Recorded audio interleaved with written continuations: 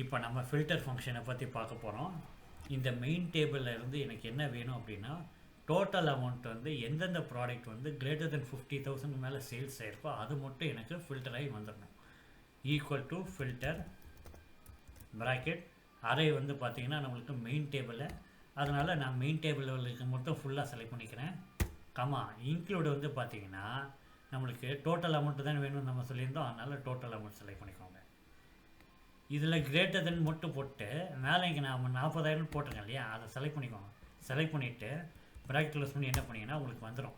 என்ன வந்துடும், இப்போ டோட்டல் அமௌண்ட்டில் எந்தெந்த ப்ராடக்ட்ஸ் வந்து கிரேட்டர் தென் 40,000 மேலே லிஸ்ட்டு வந்திருக்கோ அது மட்டும் தான் எனக்கு வந்து என்ன இருக்குது, ஃபில்டர் ஆகிருக்கு. ஸோ ஈஸியாக நீங்கள் என்ன பண்ணிக்கலாம், 50,000 மாற்றிக்கலாம்.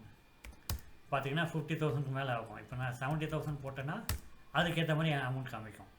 ஸோ இந்த மாதிரி பண்ணிங்கன்னா உங்களுக்கு பெரிய பெரிய டேபிளாக இருந்தாலும் உங்களுக்கு ரொம்ப யூஸ்ஃபுல்லாக இருக்கும்.